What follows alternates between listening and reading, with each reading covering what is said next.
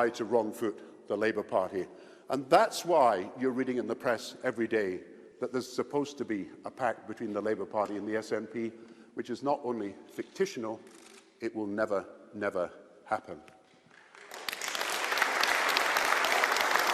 And we, the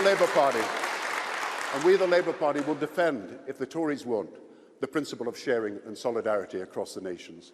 We will defend the right of everybody in the whole of the United Kingdom to have the same rights to healthcare, and the same rights to education, the same rights to pensions, and the same rights to the benefits of the welfare state. And we will not allow this to become a debate between English nationalism and Scottish nationalism without putting the case for the unity and solidarity that can make up the four nations working together in the whole of the United Kingdom. But you see, what are the SNP then doing? They're saying, what was their problem? Their problem a few months ago was everybody knows you're either going to have a Labour government or a Conservative government. You can't have an SNP government in the UK. You're not going to have a Welsh nationalist government. It's unlikely there'll be a Green government, and there certainly must never be a UKIP government. Everybody knows that. So what do the SNP do? They've got to find a way of being relevant. So they claim they're going to hold the balance of power. It's the only way they can get into this debate, to make themselves relevant at a UK election. And so all the time they're telling people they're going to hold the balance of power. And all the time they're telling people, because everybody knows in Scotland they can't support the Conservative Party, which would never commend them in any way to the Scottish people, they say they're going to be the supporter of the Labour Party. Now, I ask you this. When Alex Salmond said yesterday, and the video that was published, that he would be writing the Labour budget, was he intending to help the Labour Party, or was he intending to harm it? When he said he was going to write the Labour budget, I know Nicola Sturgeon would have something to say about that, but Ed Balls has something more to say. There is no chance ever of Alex Salmond writing a Labour budget. But why did he say it? Because he does not share our priorities on social policy. And why did he say it? He said it because he wanted to harm the Labour Party. He knew that if he said he was going to write the Labour Party budget, it wouldn't help the votes of the Labour Party. He was trying to persuade people in England that the Scottish National Party was such a threat, and he didn't care whether people in England voted Tory as opposed to Labour as a result. And I just ask you this. When has Alex Salmond or Nicola Sturgeon or any SNP, MP or MSP advocated a vote for the Labour Party? When they say they want a Labour government, can you believe them when none of them have ever advocated a vote for the Labour Party in England or Wales or anywhere else? Do you remember we had a Scottish Prime Minister and they told people to vote Liberal in England against the Labour Party? Do you remember at every election since 1979 that I've fought, they've always advocated voting for anything other than the Labour Party? Do you remember 1979, some of you here, when they brought down a Labour government because they didn't want to support the Labour Party? This idea that the Scottish National Party have an interest in electing a Labour government is totally fictitious. They only succeed not if there's a successful Labour government. They only succeed when there is an unsuccessful Conservative government like today. And we've got to tell people what the real truth is. The Scottish National Party.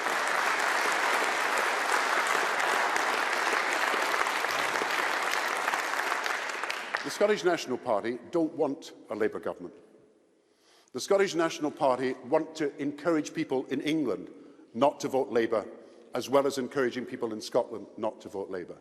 There is not only no chance of a Labour government and SNP having a pact, the truth is the SNP want to persuade people in other parts of the United Kingdom to vote Green in England, they say, Plaid Cymru in Wales, and SNP in Scotland.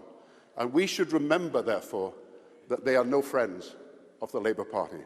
And over these next few days, I think it's important that we tell people this, that the SNP supporters, they wake up in the morning not thinking of how they can achieve social justice.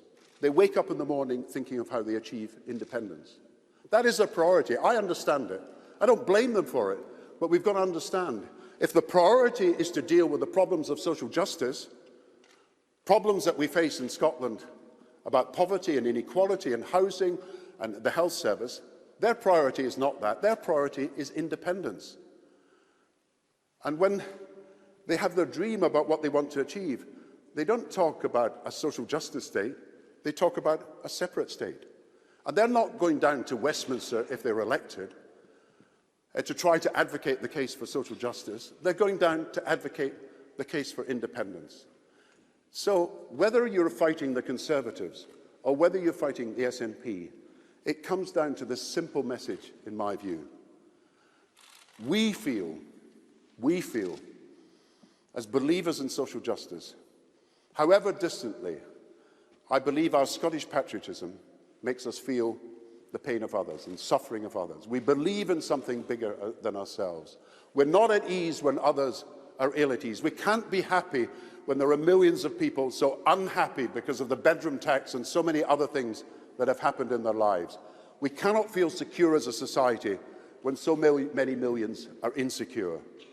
And we've got to explain to people that the way forward to dealing with these problems is not a separate state, and it's not a constitutional crisis. It's immediate action under a Labour government to deal with the problems of social injustice we face. Now, I was told a story the other day by someone who was explaining to me about this man. And he was in a house where the tide was rising, the waters were rising, and people were afraid that he was going to be drowned. So they sent a car and said to the man, look, take this car, we can get you out, the floods are not high enough yet, go into this car and we'll get you out. And he said, no, he said, I'll be okay, don't worry, I've got great faith, God will see me okay, I'm going to be here, I'll just stay where I am. And then the tide rose again, and it got up above the first windows. And they sent, on this occasion, a boat. And they said, look, get into this boat. You're going to get out. This is the way to escape before the floods rise even higher. And he said, no, I'll be okay. I'm going to be absolutely safe. God will save me. I've got great faith. And then the waters kept rising, and they got out to the roof. And they sent a helicopter and said, look, get out now. This is your chance to get out. And he said, no, I'm a man of great faith. God will see me okay. Just leave me. I'm going to stay in my house. And so he drowned. And he got to heaven. And he arrived in heaven. And he said to God, why have you abandoned me? Why did you let me down? Why did you let me drown? And God said to him, what do you mean? We sent a car, we sent a boat, we sent a helicopter. And sometimes, like that man, we don't quite understand the assets and advantages that we have and the resources that are available to us. We've got a great leader in Ed Miliband and a great Scottish leadership in Jim Murphy and Kezia Dugdale. We've got young people with great ideas, huge energy, determination to speak for our country. We've got a great history. We did create the welfare state. We did create the health service. More recently, we created the minimum wage. We took this country out of the worst global crisis for 70 years. And at the same time, we were determined that nobody personally would suffer as a result. And we've got great values. We do believe in solidarity and sharing. We do believe in the importance of working together and cooperating for social justice. And that, to me, is the issue on which this election hinges. You know, some people say that we're fighting this election against the odds, because in Scotland we see opinion polls and everything else. But you know this? The Labour Party was born against the odds. We came into government for the first time against all the odds. We did create a health service against the odds. We made for a welfare state in Britain against the odds. We worked for full employment against the odds. The minimum wage came against the odds. We fought for those people who themselves have fought against the odds. And I tell you this, we will continue to fight, and we will fight, and we will fight whatever the odds. And I want to say to you, you do not want to wake up on May the 8th finding that there are 50 SNP MPs and a Conservative government. We've got to wake up on May the 8th with Labour MPs from Scotland, England and Wales determined to pursue a policy of social justice and to act on that immediately. And not only will we act on food banks, as I've said, we'll act on the neglect of the National Health Service, we'll act to improve the position of young people who face unemployment, we'll restore people's living standards, we will end austerity, and we will take action that makes for a fairer as well as more prosperous country. And that, friends, is a prize worth fighting for. Please elect Kenny Selby as your Member of Parliament and Ed Miliband as Prime Minister.